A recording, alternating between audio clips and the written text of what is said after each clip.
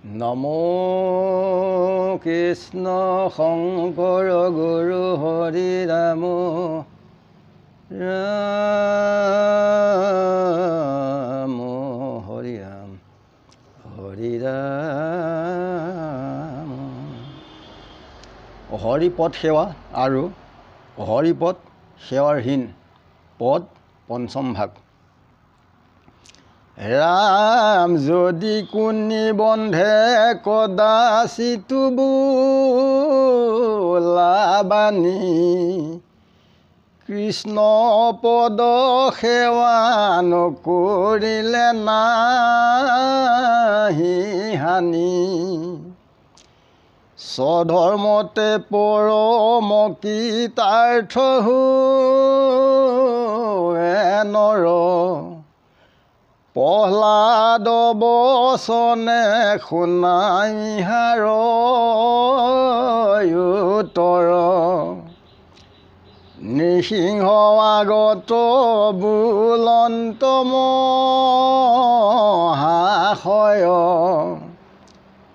মোহৰ যুগতি শুনিও কৃপাময়।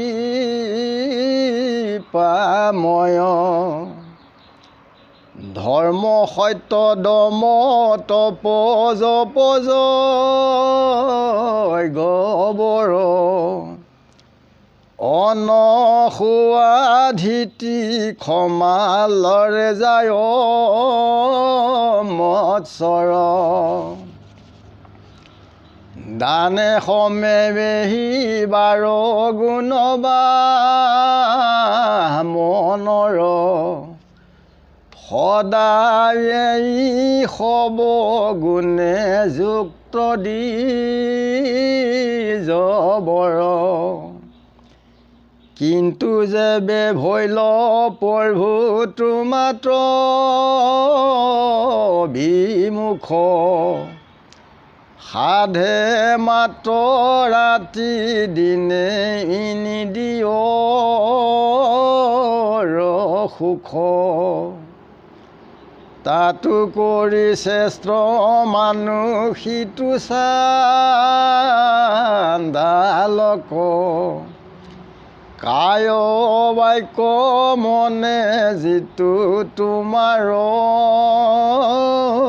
সেৱক। সমস্ত কুলকে সিটো কৰিলে পবিত্ৰ, ভৈলে কয় আপুনি শুদ্ধ ইটো কোন চিত্ৰ। নকৰন্ত যিটো বিপ্ৰে আপোনাকো সুধি, কৰ্ম গৰ্বে অধিকে মলিন হোৱে বুদ্ধি। এতেকে যিজন হৰি ভক্তিহীন মাতি, ভৈল সিটো জানি বাৱ ধৰ্মহীন জাতি। নবলিবা সিটো জনহীন জাতি মাত্ৰ, কিন্তু সেহি ভৈল যম যাতনাৰ পাত্ৰ। যমৰ বচনে মাৰ প্ৰমাণ লৈক,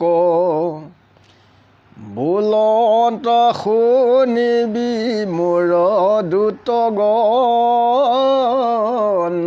লোক।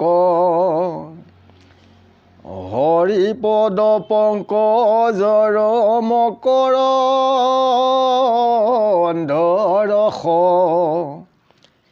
নিকিঞ্চন ভকতৰ পৰম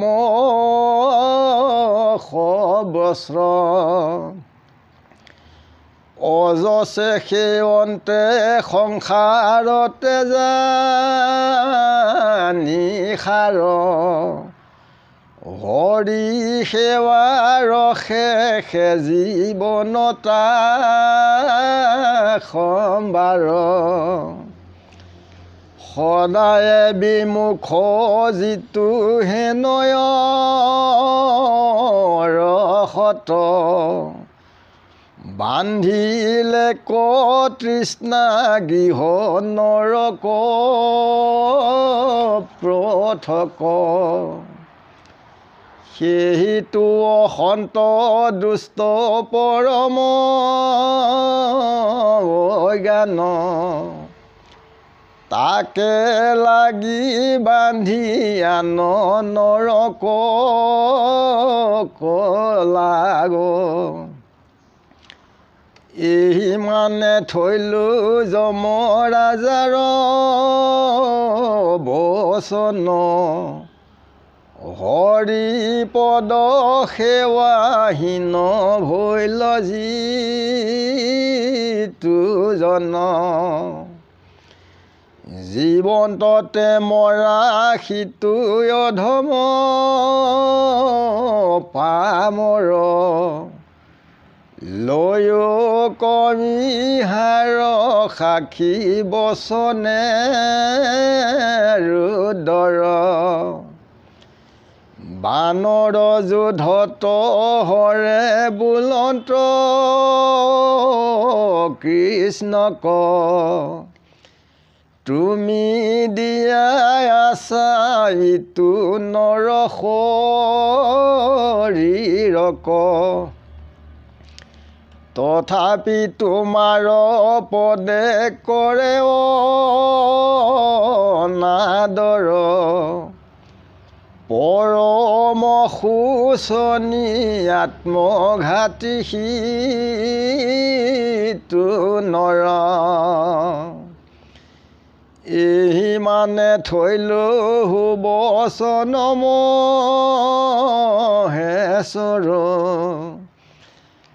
ভৈল যিটো জন হৰি পদ সেৱা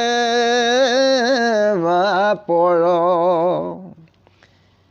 সিহি মহামতী আতি ভৈল কৃত যুধিষ্ঠিৰ বাক্যে কৰে প্ৰমাণ বিদিত কৃষ্ণৰ আগত ৰাজা বুলন্ত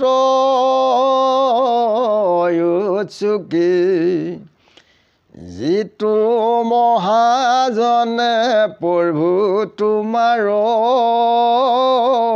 পাদুকী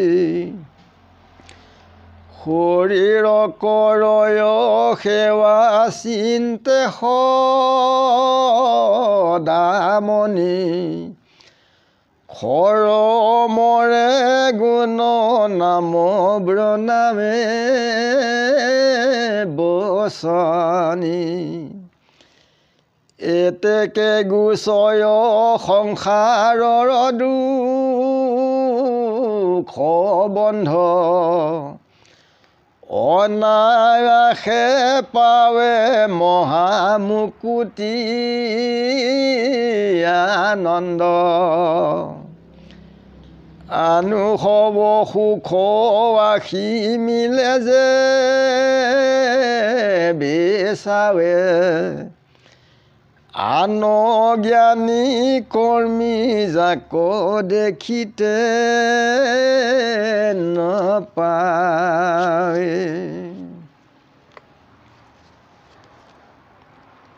যদি বেয়া বচনো কথা কয় কৃষ্ণৰ পদ যেনি সেৱা নকৰিলে কি হানি হয়, ইয়াত প্ৰহ্লাদে উত্তৰটো দিছে যে স্বধৰ্মত মনুষ্য লোকসকলৰ পৰম কৃতাৰ্থ হয়।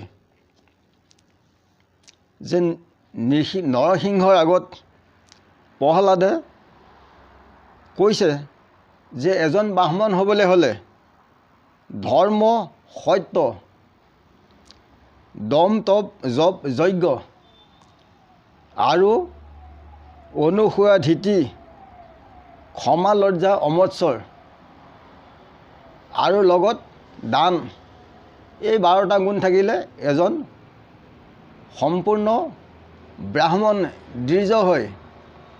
কিন্তু যদি এই গুণবিলাক নাথাকে, যদি হৰিত বিমুখ হয়, যে কেৱল ৰাতি দিনে যেনি ইন্দ্ৰিয়ৰ সুখত লালসা হয়, তাক কি কৈছে যে চাণ্ডালতকৈও অসুচি বুলি কৈছে। যে চাণ্ডালে যেনি ঈশ্বৰ কৃষ্ণৰ নাম গুণ লয়, যে চাণ্ডালেই তেওঁতকৈ শ্ৰেষ্ঠ।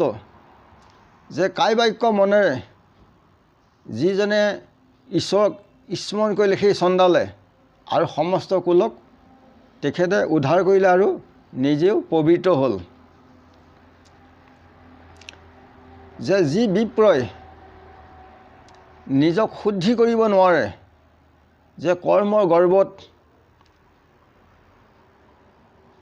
বুদ্ধি কেৱল মলিন হয়, অৰ্থাৎ পাপেৰে ভৰে, যিজন হৈছে ভক্তিৰহীন, তেওঁক কি কৈছে অধম হীন জাতি বুলি কৈছে। আৰু তেওঁ হীন জাতিও নহয়, তেওঁ হৈছে যম যাতনাৰ পাত্ৰ বুলি কৈছে, যদি ঈশ্বৰ কৃষ্ণৰ নাম গুণ লোৱা নাযায়। যমে দূতক কৈছে যে হৰিপদ পংকজৰ হৈছে ভকতৰ সৰ্বস্বৰ অজস্ৰ, তেখেতসকলে সাৰ মানি তাতেই তেওঁলোক ৰতি পিটি থাকে সৰ্বক্ষণে। যে সেয়া ৰসেই তেখেতসকলৰ জীৱন মাধুৰ্যময়। যে এই ৰসত সদায় যি বিমুখ, যে গৃহৰ সুখত তৃষ্ণাত যি আবদ্ধ থাকে, ইয়ে হৈছে নৰকৰ পথ হয়।